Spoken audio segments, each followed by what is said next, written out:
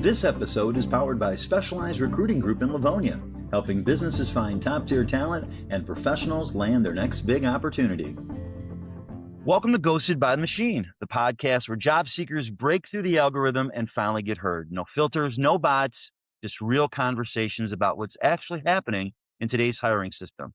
I'm your host, Mark Lane, and today our guest spends a lot of time helping recruiting teams communicate better with candidates. Katrina Kibben is the founder of 3 Years Media and someone who's built her career around improving how organizations write, speak, and show up in the hiring process. Katrina, welcome to Ghosted by the Machine. Thanks, Mark. I'm so happy to be here. Well, when you look at hiring today, what do you think recruiters are actually getting right and where are they still missing the mark? Yeah, I could probably answer that question for an hour because I think this is that moment where AI has held up a mirror to a lot of recruiting processes that just didn't work.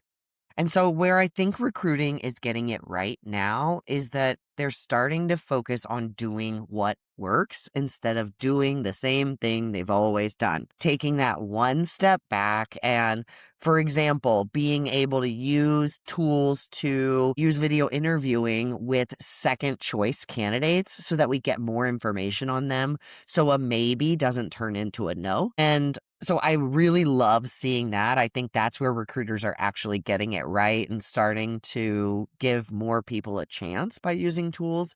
But alternatively, I think where we're still getting it wrong is that recruiters are emphasizing speed over everything, right? So they're all about making the pile smaller and the tools are incentivizing that, right? They're like faster, faster, faster, but faster was never the problem.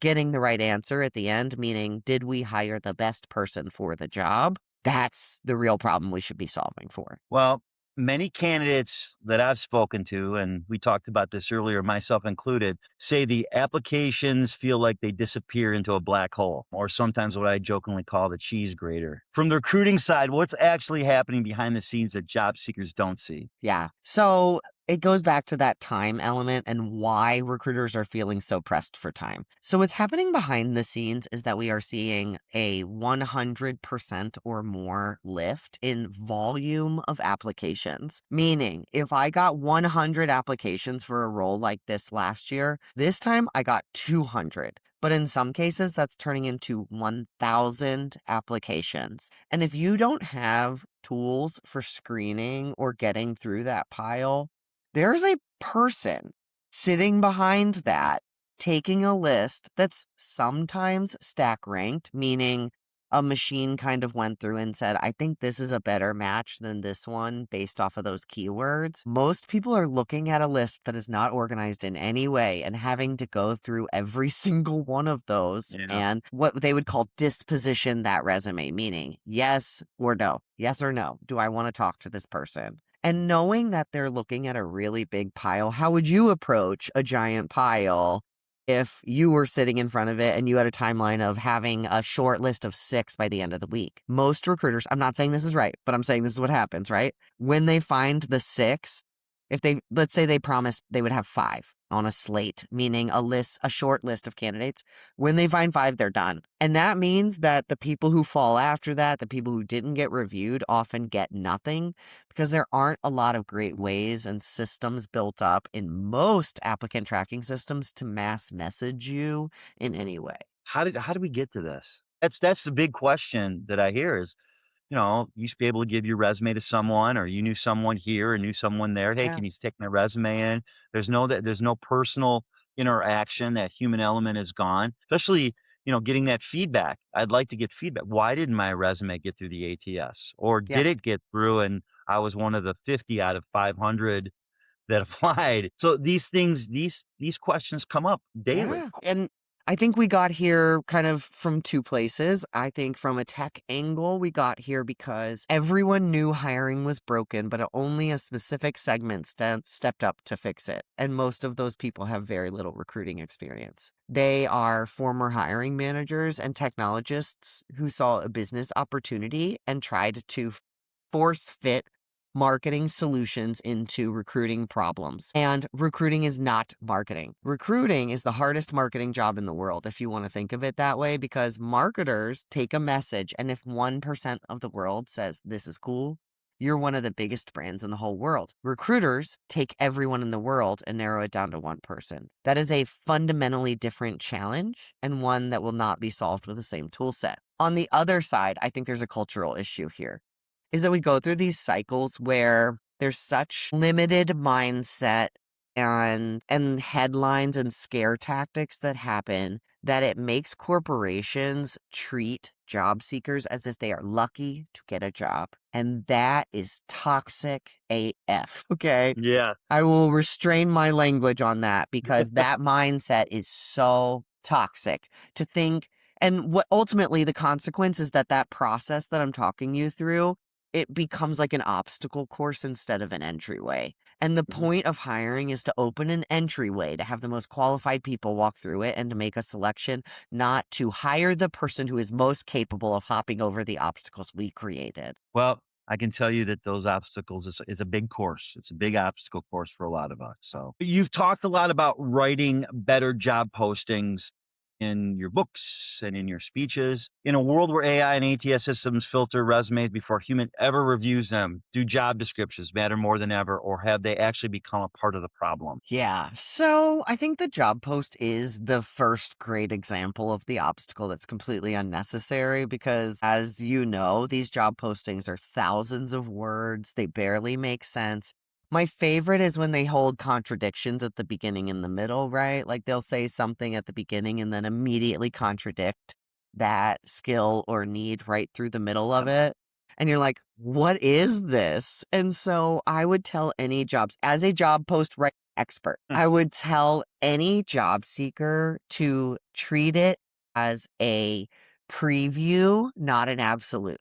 All right. So, what I want you to look at that job posting as, if you are 70% qualified that you can do the work that is itemized in that job posting, I want you to apply anyway. So, that's tip number one, apply anyway. Okay. Because remember, most people do not know how to write a good job posting. So, if you're a little lost, that's because the recruiter probably was too.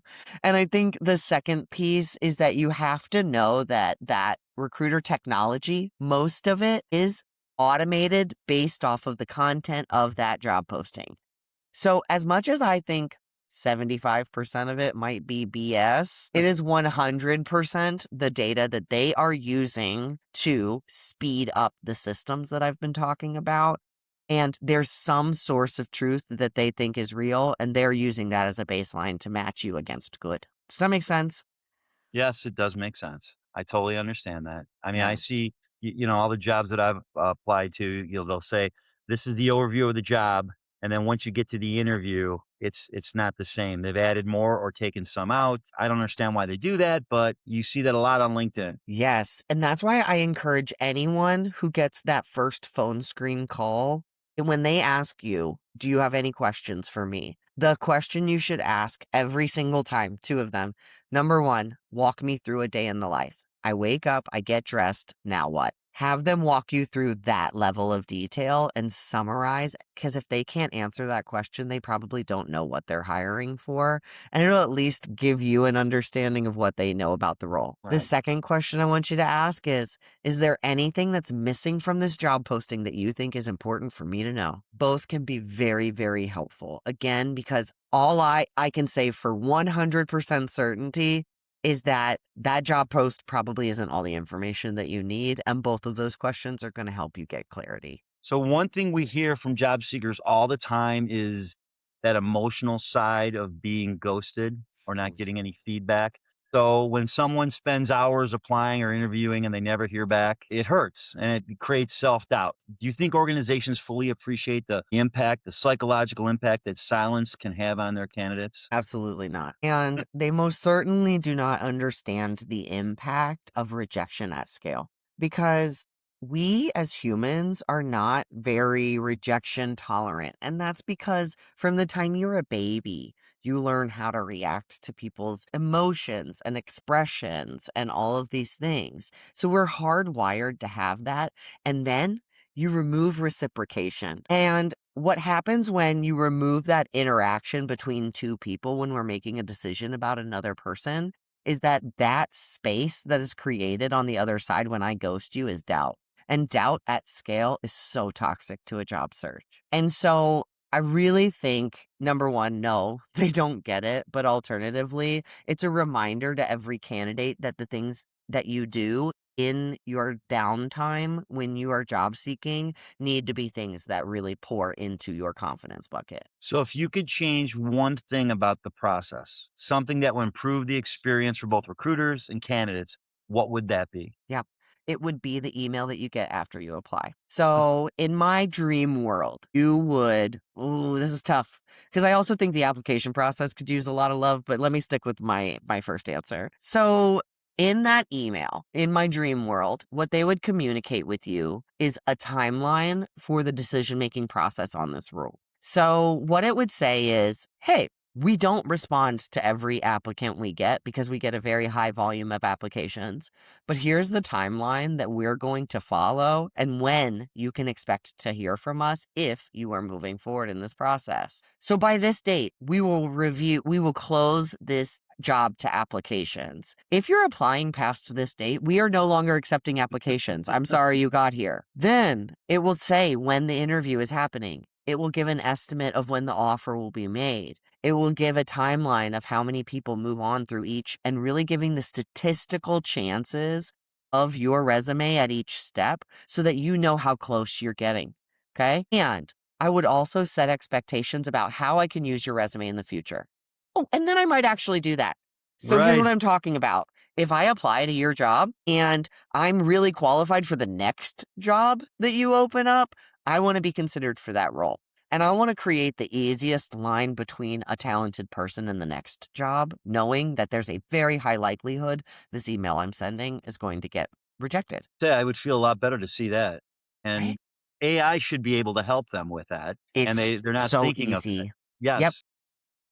I get those 3 o'clock on Sunday morning Dear John letters. Thank you for Yeah. applying. We appreciate your application. We'll keep it on file. There's no feedback. There's no nothing. And then the following week, you start getting phone calls from spam. So Yeah. you wonder if that information that you provided for them is now being used as human capital, which That. I've heard about that too. That's a part of the process. And if you're a recruiter and you're really trying to think about the future of your career and the future of your pipeline, whether you're at this company or not, Or your company and the backlash you might receive. that I actually think the biggest problem they're going to face soon is getting attention because AI is making the world really noisy. In the first 2 years of AI existing, of ChatGPT and generative AI being available to the public, they published more content than had been printed since the print press. Okay. If you think that doesn't make it harder to get one person to find one job, you're crazy. Right. And that database to me becomes the most valuable thing that you have because it means that we can start from pre screened, we can start from pre reviewed resumes, we can source internally from this huge database. And then there's no lag time of just like letting jobs float around in the ether. And you can actually build relationships with candidates. And that, to me, that is the ultimate opportunity where if you and I have brand preference, I build trust with you before you even get a job. I bet you never leave. You're probably right. How you're treated in that process, and if you get the position, is going to lead to longevity in that career, in that job that you have. Yeah. I truly believe that. I've Especially gone if you're long-term unemployed. I went through 5 interviews with a car manufacturer, 5 interviews, and it took them 4 weeks to get back to me to say, "Thank you very much." And I had to call someone that I knew there to find out, why, what happened. Well, they felt you were overqualified and blah, blah, blah. Overqualified? The illusion of the overqualified candidate is probably also in my top 3 of things that I would change about recruiting because in what world is having someone who is highly qualified to do a job a negative? I will never understand that. As long as we can meet salary expectations about the role and timeline, right? I.e., if this job doesn't take you 40 hours a week, we will still compensate you for those Right. 40 hours because that's the agreement that we're going to make. I feel like there's no world in which I would not want someone who is highly qualified or more than qualified to do that job in that role. Yeah, are we looking at an age? Are we, what are we looking at here? Is it ageism? That's Is it. it salary requirements? We're looking for someone half the experience that you have because we think they'll stay longer in that position. There's all these different variables that you have to think about. And again, the emotional side of being the applicant, you're like, what I do now? And there's no data that supports younger people stay, but we can talk about that some other time, Mark. Well, Katrina, thank you so much for being part of the conversation today and for bringing the recruiter's perspective into the topic. And that's really why we do the show, to connect what's happening inside hiring teams and what job seekers are experiencing on the outside. So if you're watching or listening and thinking, hey, that sounds like me, that sounds like my experience, you're not alone. If you'd like to share your story, feel free to email me or DM me anytime. And if you want to stay plugged into the real stories, real insights, and real humans behind today's hiring system, make sure to follow and subscribe for new episodes, shorts, and conversations every week. And if your organization believes in making hiring more human and wants to support conversations like this, we're currently opening a few sponsorship spots, so feel free to reach out. I'm Mark Lane, and this is Ghosted by the Machine, because behind every application, there is a human. Let's make hiring human again. Katrina, thank you so much for your time today. We appreciate it very much. Thanks for having me.